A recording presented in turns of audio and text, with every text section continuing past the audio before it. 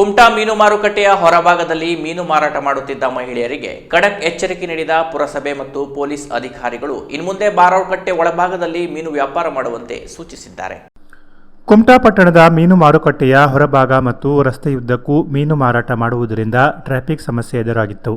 ಈ ಬಗ್ಗೆ ಸಾಕಷ್ಟು ಬಾರಿ ಸಾರ್ವಜನಿಕರು ಪುರಸಭೆ ಮತ್ತು ಪೊಲೀಸ್ ಇಲಾಖೆಗೆ ಮೌಖಿಕ ದೂರು ನೀಡಿ ಆಕ್ಷೇಪ ವ್ಯಕ್ತಪಡಿಸಿದರು.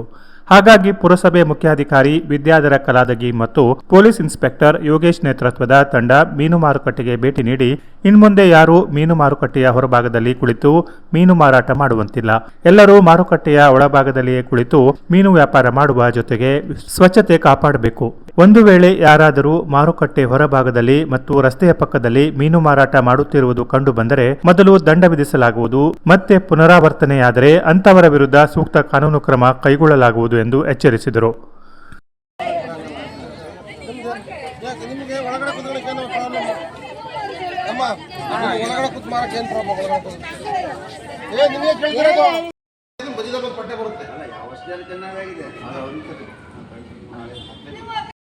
ಯಾರು ಹೊರಗೆ ಕೊಡ್ತಾರಲ್ಲ ಅವ್ರಿಗೆ ನಾವು ವ್ಯವಸ್ಥೆ ಮಾಡ್ತೀವಿ. ಏನು ಮಾಡ್ಬೇಕು ನಾವು ಮಾಡ್ತೀವಿ.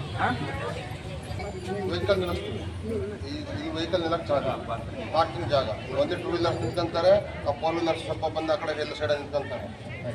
ಎಲ್ಲ ಜನಗಳು ಎಲ್ಲ ನಿಂತ್ಕೊಂತಾರೆ. ಪ್ರತಿಯೊಬ್ಬರು ಇಲ್ಲ ಕೊಡ್ಬೇಕು. ಹೆಂಗೆ ಜಾಗ ಯಾರು ಡಿವೈಡ್ ಮಾಡ್ಕೊಂತಾರೆ ಅನ್ನೋ ಗೊತ್ತಿಲ್ಲ.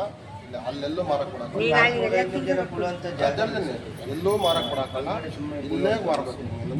ಬೆಳಗ್ಗೆಯಿಂದ 10-11 ಗಂಟೆ ತನಕ ಇಲ್ಲೇ ಇರ್ತೀವಿ. ಇಲ್ಲೇ ಟಿಫನ್ ಮಾಡ್ಕೊಂಡು ತಿಂತೀವಿ. ಅದು ಹೆಂಗೆ ಶಾರ್ಟೇಜ್ ಅಂತ ಇನ್ನು ಈ ಬಗ್ಗೆ ಪೊಲೀಸ್ ಅಧಿಕಾರಿಗಳ ಬಳಿ ತಮ್ಮ ಅಳಲನ್ನು ತೋಡಿಕೊಂಡ ಮೀನುಗಾರ ಮಹಿಳೆಯರು, ಈಗ ಮೀನು ಮಾರಾಟ ಮಾಡುವ ವ್ಯಾಪಾರಿಗಳ ಸಂಖ್ಯೆ ಜಾಸ್ತಿಯಾಗಿದೆ. ಹೆಚ್ಚಿನ ಪ್ರಮಾಣದಲ್ಲಿ ಮೀನು ಬಂದಾಗ ಎಲ್ಲರಿಗೂ ಮೀನು ಮಾರುಕಟ್ಟೆಯ ಒಳಭಾಗದಲ್ಲಿ ಕುಳಿತು ಮೀನು ಮಾರಾಟ ಮಾಡಲು ಸಾಧ್ಯವಾಗುವುದಿಲ್ಲ. ಈ ಸಮಸ್ಯೆಯನ್ನು ಕೂಡ ತಾವು ಬಗೆಹರಿಸಿಕೊಡಿ ಎಂದು ಮನವಿ ಮಾಡಿದರು.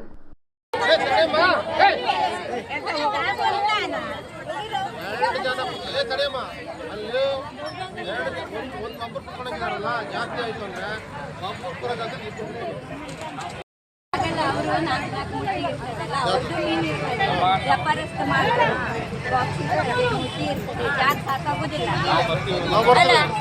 ನಾವು ಬರ್ತೀವಿ. ಆಯ್ತು ಆಯ್ತಾ, ಹಂಗಾದ್ರೆ ನೀವು ನಾವು ಇಲ್ಲೇ ಮಾಡ್ಬೇಕು ಅಂತ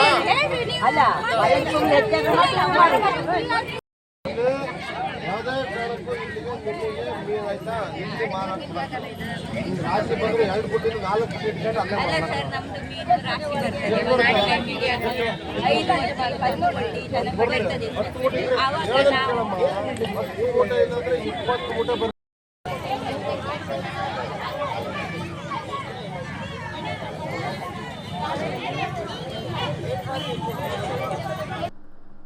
ಕೆನರಾ ಪ್ಲಸ್ ನ್ಯೂಸ್ ಕುಮಟಾ.